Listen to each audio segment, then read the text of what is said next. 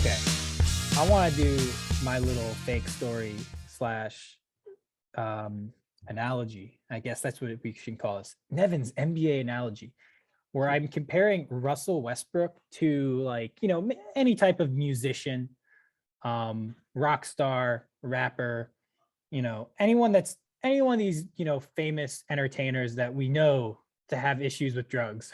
um, but in Russell Westbrook's case, I don't think he's addicted to drugs. I think he's addicted. He got addicted. He got hooked on the good stuff, the triple doubles, baby. Just he was started shooting up the triple doubles, and it's caused his career to kind of spiral in a downward fashion. And I think he's headed towards that rock bottom, even though I think he's at times played better with the Lakers. It's just he wasn't what they needed.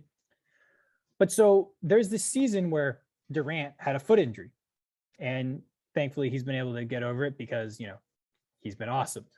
But he gets a foot injury, and the Thunder are like, hey, Russell Westbrook, this is your team, do it all. And he got hooked. Because before that, he's that powerhouse musician that's played next to Kevin Durant, who's the ultimate technician, right? I don't know, if we're thinking rock, it's the guy who's just the most technically gifted guitarist doing everything perfect, and Russell Westbrook's the lead man who's wiling out on stage, but he knows that the technician is what's making people hear.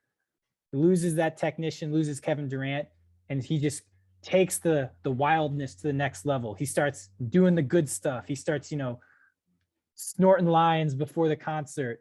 He starts drinking on stage, right? Because he really needs to bring all that crazy energy to get the crowd going. And in the beginning, people love it and it works and it's great. And so he doesn't stop. He starts cranking it to another level. But when the technician comes back, Durant comes back, and he's wanting everything to be on time, and he's got this other guy improvising, he starts going, I can't do this anymore. I'm too gifted to be around this wild shit. And so that's why KD left OKC. And when he left, OKC became 100% Russell Westbrook's band. He said, I'm the show. Everyone loves it. Let's do some more blow, baby. And he just goes to the next level. And he's like, it's going to be about the triple doubles. Yeah. And he just rocks out, and it's great. And the fans love it. But, he kind of realizes, he's like, hey, I'm great. The people love me, but the band just isn't quite as good, right? I know I want to win a Grammy or whatever. I want to win Grammys again. So they bring in Paul George. And Paul George makes the team better. But Russell Westbrook, he's like, shit, I can't get that good stuff anymore, right? I have to play by Paul George's rules a little bit.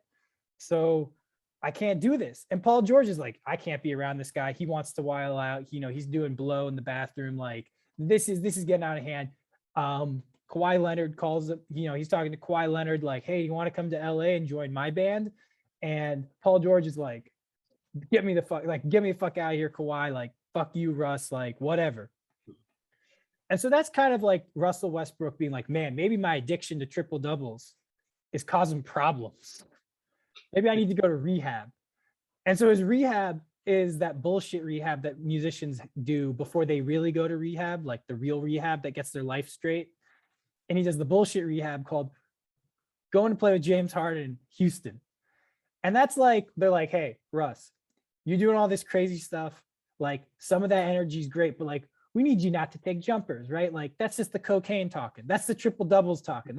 You can't be just going for rebounds all the time. Just get down the court, get it in transition, get an easy bucket, right?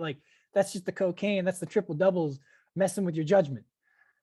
And he does that. And he actually kind of has a little bit of a rebound. He starts playing a way that people think he should. But he's just like, I can't do this. I'm in a new band. They're not getting my energy. I'm not getting my triple doubles. And the Rockets feel this tension, and they're like, shit, this dude is he wants out, because we're like, hey, if you want to be in the band, you can't be doing drugs anymore. Can't be doing triple doubles anymore. Yeah. So they send him over to Washington. And that's when all musicians, they hit rock bottom and then they come back. This was kind of a comeback, but it was really just Russell Westbrook getting hooked on triple doubles again and thinking he was back because the triple doubles are talking again. The cocaine's talking again. It's oh yeah, you're the best. He's like, I am the best. I feel so good when I do lines in the bathroom. And so he's just Double lines. the triple double lines, baby. Fill up do the lines of the box score. And so that's the Russell Westbrook story. And now he's in LA and it's not going so great. And it feels to me like he still wants to be the triple double man. He still wants to get high on those triple doubles. And like when he can't, he seems like unhappy. And he seems like, and so it's to me, he's like trending towards that rock bottom that you get when you have a drug problem with those musicians. And I think it's going to be it's either going to hit here in LA, or like if he gets moved again, like here's the thing. I'll tell you this much. If you get moved every year to a new team, that is a you problem. Like there is a problem with you.